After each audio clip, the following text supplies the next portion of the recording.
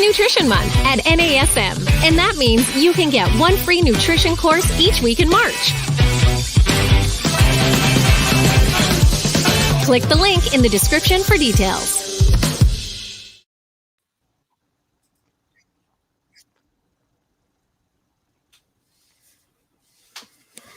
Hello, everyone. Welcome to our We Speak series here in the AFAA social media channels. My name is Katrina Pilkington, your AFAA Master Instructor and host for today. And in this space, we discuss issues related to equity and inclusion in the fitness industry and try to discuss these topics with different folks that we know within our little realm of a community. And this week, we're going to be talking all about diversifying your circle as a fitness professional. So we hear this word lately. Diversity, what does it mean? And I've always said it means a variety of folks being welcome into any sort of space that they enter into. But what does it mean to diversify your circle as a fitness professional? Many of us can be really sucked into that world of like attracts like and getting into these different circles, which is totally okay. But in order to progress and move forward in my career, I know for me personally, I've had to really diversify who I am influenced by, who my colleagues are, who mentors me, so that I can continue to propel myself forward. So today I will be sharing this space with Dee and Alexis, who I know both very well. So welcoming them into this space today. I wasn't quite sure how I was going to see y'all. Hey, how's it going? Hey, good, thanks.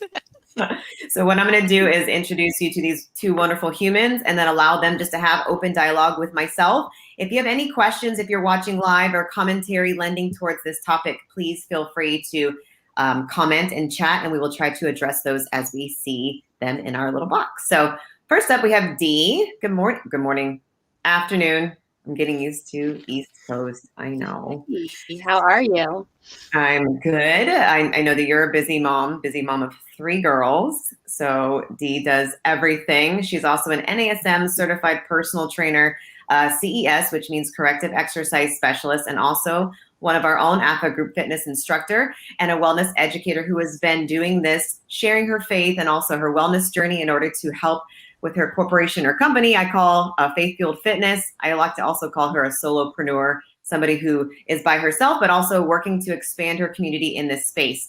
She's has an award-winning blog that shares faith, wellness, and lifestyle education to folks in an effort to have them honor their bodies as a temple and share their space as a community. She's been featured in Women's Health Magazine and Reader's Digest, Refinery 29, and is an Oxygen Magazine ambassador. So a little bit about Dee there. And then up next, we have Alexis. Good afternoon. Yes, good afternoon. Got it right. We had the time change too, so that doesn't help. I know. Let's not even go down that path just yet, but a little bit about Alexis. She's a marketing professional by day in the DC metro area, and by night, she's also a group fitness instructor like Dee and myself, a yoga teacher, youth volleyball coach, which I did not know, healthy lifestyle blogger, and she also hosts the Sweat Fearlessly podcast, which I've joined her on, and co-hosts the Black Fit Queens podcast. She's also co-founded the DMV Fitness Fam, a local group in her community that promotes diversity and wellness in the great outdoors, trying to get folks to be represented in all spaces of movement. So let's dive into our topic here as we just kind of talk about what does diversification mean to the two of you, if you want to pick who goes first with rock, paper, scissors, and then like how does that lend into where you've gotten in your fitness career so far? You can go first, Dee. Sure. So I guess diversification is just kind of being around others that aren't like you.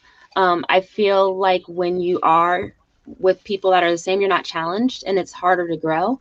So I know in my career, like I have been blessed to experience so many different people who's taught and learned, whether it be male, female, whatever the gender may be, in different modalities too. Like I've experienced so many different modalities, which has helped me be as a trainer, be more unique, more varied, and just be able to help people in different ways. Like not everybody needs the same type of training, and experiencing so much diversity, like whether it's fitness or in people, has helped me to kind of empathize with my clients and work with them. That's a good word. I like that, mentioning the word empathy, because for a lot of us, which I know Alexis is going to touch on her experience too, that we got so used to doing what we did and it's really fun and we enjoy it. And so we get into this space. We kind of sometimes forget that we're now serving a whole slew of humans So let me know how that has worked out in your career, Alexis. Yeah, so my fitness background is kind of it's a little different than I think a lot of people that I meet in the fitness industry. I started out as a college athlete. And as a Black woman playing a sport that at the time was predominantly white, I was pushed out of my comfort zone a lot. And I think that, that's been sort of a constant theme in my fitness career, my fitness journey, is just getting out of your comfort zone, and a little bit of what Dee just touched on, trying something new. And when you try something new, you're going to find new people to connect with, and being open to that experience is also important. If if you are not willing to meet people who aren't like yourself, and you're not, if you're just not open to that, it's not going to happen. It can't happen magically overnight. And so for me, it's been really important to do things that, I don't see people like me doing. It's really important for me to get outside and let me try this overnight race, and let me try this thing. And it's helped me diversify my circle. Right. It's all about leading by example. And we also want to teach our communities that they don't want to stay in their little safe bubble. I mean, safe as well as you can be health-wise. But I mean, as far as safety as growing your circle can really expand your career and also your lifestyle journey if you're a student or a client. But with the two of you, one thing I do want to discuss as far as a specific topic, which I don't think I sent, but it was obviously in my brain, was this inclusion of all bodies, right? Like, to me, inclusion in this fitness space has been too much about a very thin aesthetic, about looking a certain way, having a certain asset, which is, we've learned in the past year and a half, gone completely out the window. So how does that translate into the sessions and classes that the two of you lead? And maybe what are some tips that instructors can take forth from that experience to blend that into what they do, whether it's online or in person? I'd like to address that. So I feel like movement is for everybody. And I know that personally because I've been all bodies. I've transitioned. I've had a transformation of 100 pounds. So I can literally relate to being the person who was not as in shape as the other class members. And I can also relate to being the most fit person in the classroom. And so when every movement can have varied options. And as a trainer, as a group fitness instructor, I make sure that everybody knows that there's something for them to do at every moment, whether it's whatever level that may be. And it's encouraged to move at your level so that you can get stronger for the next time versus making it a negative connotation of you're not at level. So it's not like this is the set place. It's like these are the different options of movement that you can do for this one move. So I feel like including everybody from first moment of warm up all the way to the end of class, it just makes everybody feel included. And so one day they will be at a different level and they can relate as well, but just making it that space just helps. It just helps everybody be able to move better.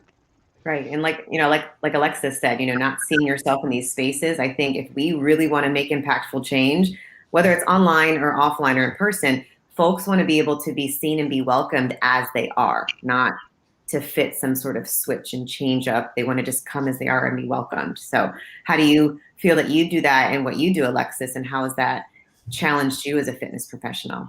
Yeah, so one of the things that I'm like a big advocate for is using body positive language when I'm teaching. So I know there's a lot out there of like, lose your gut and, earn your donut and all of that kind of stuff. Yeah. And I like to use language that's more, earn your shower. That's a big thing that I say.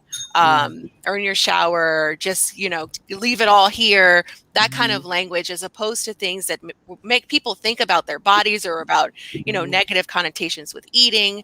But when I walk into the classroom, it's really treat everyone equally. Don't make any assumptions about anyone. You don't know someone's fitness level, just like they don't know my fitness level. And I've been profiled as an instructor, like, where's the teacher? Like, it's me. It's me. I don't fit into a certain standard of what healthy looks like. But I am a fitness professional. And so it's important to me to really set the tone as the instructor, and just in all aspects of life, to treat everybody equally. Yeah. And I love that, the three of us have been around for quite some time in these spaces and different varied places, but I think that keeping your circle diverse and having folks that do different things in different spaces. Like I don't teach cycle, Alexis does, because I'm not good at it. I take the classes, but I let her teach the spin classes. And for me, that helps me know, okay, I can go to Alexis with this question in regards to cycling, or I can go to Dee with this question in regards to training this specific population. So looking at the circles of which you both are a part of, how do you feel that has shifted and kind of propelled your career to get to being where it is now? I would say that while there have obviously been a lot of challenges in the past year, one of the ways in which I think I've been able to grow as a person and a fitness professional has been the ability to connect with people all across the country, all across the world, really, where, I would have been in my local bubble before and trying to network with people here in my community. Now I can connect with people anywhere. And I think that a lot of people are more open to that because we're just looking for connection. Right. We're missing that. We can still have spatial distance, social connectivity, I say. What about you, Dee? How do you feel that you've progressed to where you are, doing all the wonderful things you're doing with Oxygen? I see you teaching all kinds of classes online. Like, how do you think that your circle being as diverse as it is with different folks of different generations and tenure has lended towards that? Like I said before, when you come outside of who you are, you challenge yourself and you grow. And so just trying to experience so many different people. And like Alexis said, the virtual connection and the capabilities that we've experienced over the last year has completely diversified my circle. And just opening yourself up to the opportunity to learn from somebody else, and also humbling yourself, because you might be the great person at your gym or wherever you are, but there's somebody else doing something, and there's always something to learn. So I'm just thinking, when you're saying world, I now am friends on Instagram with people from, France, and I'm just learning so much from so many people all over the world. It's been really a great opportunity, just knowing that we're all here trying to help people be better, and we all have something to offer to help each other grow. And I feel like we're all stronger together. So utilizing that just helps you, and then you help the next person, and then so on. Awesome. Yeah, and for sure. I definitely want to touch on y'all's podcast in a second, so that those folks watching us have an opportunity to learn about it and can plug into it, because I want to talk about tangible tools and those different ways you can diversify your school of thought, the way that you learn, your continuing education. Some of those different ways I've talked about, like I mentioned, your podcast, which I'm going to let you touch on in a second. But, going to different conferences. Now you have such an accessibility towards different conferences that are global. You also have different books. You have different networking circles, whether it's on Facebook or on Instagram, or even off those on different groups like Slack. I haven't really dived into Clubhouse. It's not my wheelhouse yet, but many different places where you can network and really try to gravitate towards folks who may not be exactly like you, but who you can really learn a lot from. So transitioning into that, tell me a little bit about the Fit Black Queens podcast and what folks can expect when they listen to that and dive into that community. I'm like, both of us, which one wants to go? You can go first. Cool, you can talk at the same time. So Fit Black Queens was birthed because it basically was a bunch of queens. We were at a fitness event, and we were the minority, and we were just, that's kind of a common occurrence in fitness. And so we grouped together and was like, we really want to share other Black women's stories in fitness, because we all have a story. We all do so many different things. So over a year ago, we started Fit Black Queens. It's Alexis, Takima from Takima Renee Fitness, as well as the Dina Crawford from Dini the Yogini. And we all just share stories of our experience in fitness, health, and wellness, as well as other fitness pros, or I guess everything that's on health and wellness for Black women. So it's been a really great opportunity to learn and just see how many amazing women are doing so many amazing things all over this world. So that's my experience with Fit Black Queens. Alexis, I'm sure, can add more.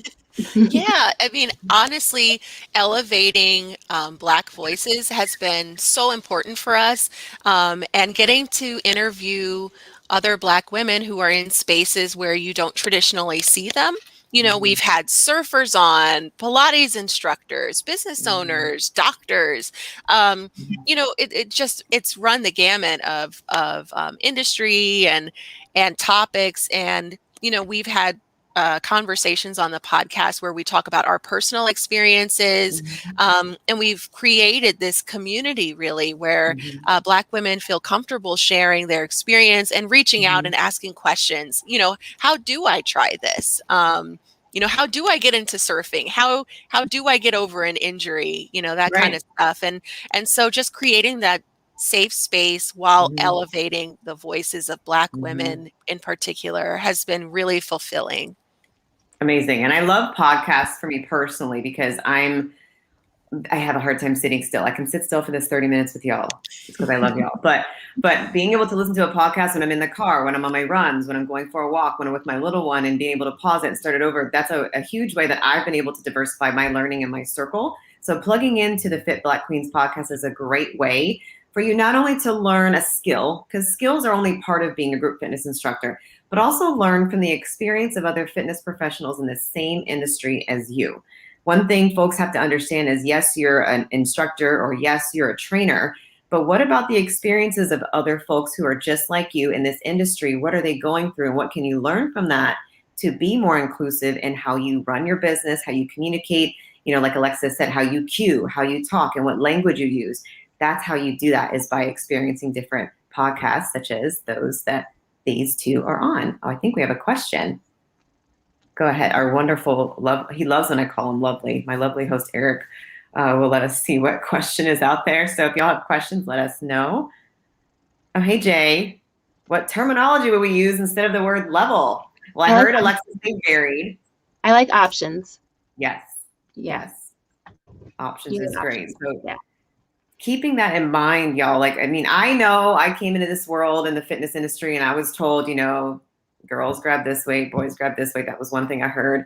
Or, if you want to make it easier, do it this way. But if you want to be more inclusive, if you want to make sure that you're welcoming your diverse realm of folks, saying levels, even like Jay just said, or options or variations or progressions, or different, ways of doing things. And, going with that, I want to dive into tips that the two of you can help us tangibly provide fitness professionals. I know we mentioned inclusive language.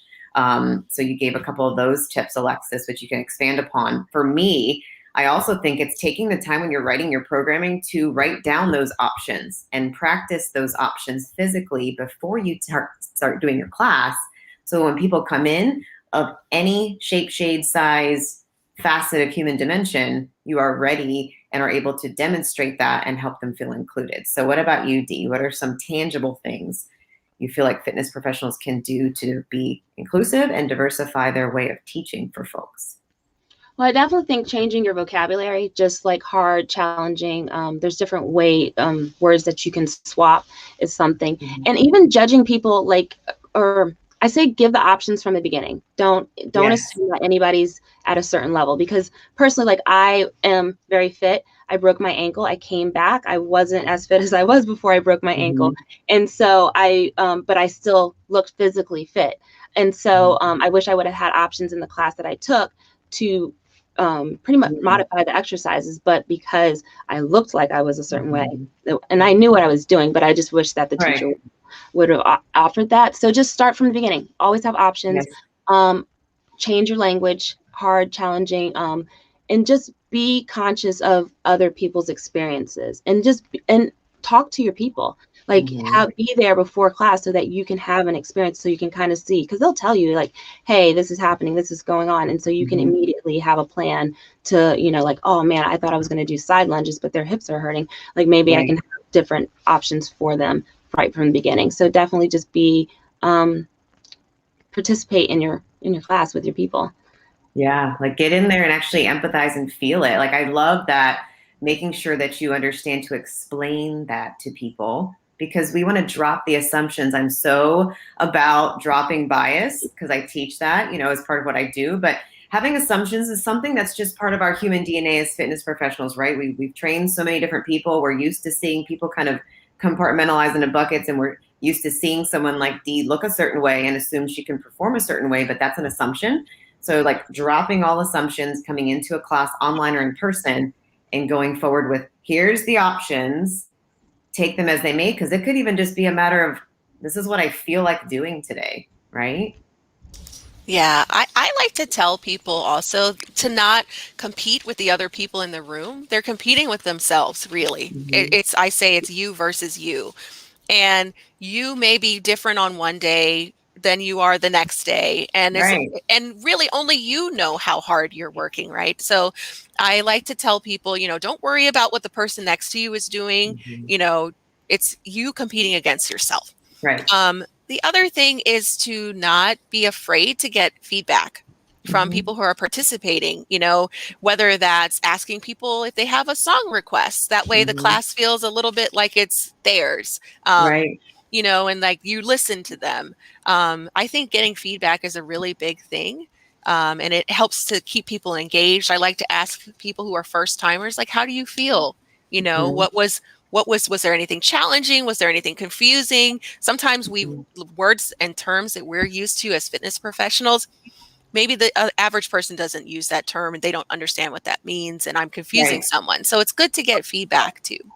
Right. Yeah, and be open to it, right? Like making sure that you don't want to just ask for it and like Mhm. pick apart the feedback that you want to hear.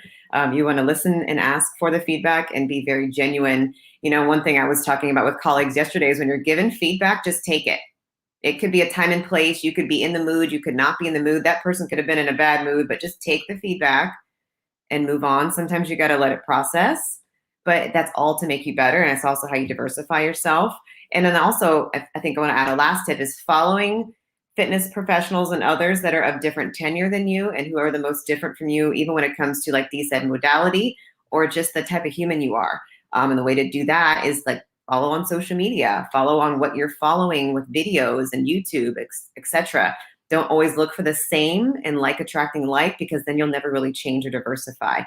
And going along with that, I want folks to be able to follow the two of you and your podcast on social media. So if you want to allow folks to know that information, I'm going to let you take it away and close out our show. Okay, I guess I'll go first. So you can find me, Flex of Lex, on social media and on my website. And I'm also part of the Fit Black Queens podcast, which we talked about, and we are Fit Black Queens on social media. Awesome. And we have one more question, but I'm going to let Dee go, and then we'll address our last question of the afternoon. So yes, I'm Dee. I'm Faith Fueled Mom Everywhere. Also co-host of Fit Black Queens with Alexis. So you can find us fitblackqueens.com and you can listen to us there. And yeah, that's pretty much all I would add. Awesome. Thank you too for, of course, sharing this space with me as always. And I think we have one more question. The best way to ask for feedback. So, and I'll let, of course, y'all give your 2 cents as well. I know for me, I've been working with organizations and also myself personally. I just do like a Google form, Google survey, and just ask for anonymous feedback from folks. That's one way to do it if you have like an email list, or doing some sort of survey in person if you are in person. But usually online, sometimes when you allow folks to be anonymous too, it just makes you take the feedback genuinely and then move on with your life. What do you two think? Yeah, one of the things that I do, I should clarify, I'm teaching most of my classes in person right now. Mhm. We are social Mhm. distance, and I am teaching some online. But I just ask people. I do have questions in my email newsletter, and I'll ask people virtually, But in general, I try to create a safe space in my classroom Mhm. where people feel comfortable telling me. So if somebody says, "You said this one thing, I have no idea what you're talking about," or "I think you forgot about us and we were sprinting for a really long time," but they feel comfortable telling me that because I've created a safe environment in the classroom. Right. It's a good point. You ask for feedback, you take it and you implement it, but then folks will give you more honest feedback. Any other sentiments on that, Dee? I mean, I agree with Alexis. And I was thinking when I said participate in class, like that's why people give Alexis feedback, because you're like, it's not that you're standing there leading the class, you're participating Mhm. with them. And it's like a Mhm. community that you've built. So they'll definitely let you know if you have that Mhm. community. And yeah, just asking, but also through survey. I feel like when you follow up post class too, that gets people to take your class again when you do them virtually. Right. Having that feedback, like, hey, what was the hardest move? Or, what was something that you found challenging, so that you can know, what they were experiencing during your class. I think it's a great way too. Yeah, it's definitely a great way to gauge levels too. If you're thinking about, how should I tweak the different options I give my class, your class is going to tell you first. So thank you everyone for your questions and for your presence here in this space today. I just want to say again, thank you to Alexis and Dee for taking the time this afternoon to hang out with me and chat for a little bit. We'll be back on next week where I have more guests as we discuss 5 tips for being an impactful group fitness instructor. And we will see you next week here on We Speak.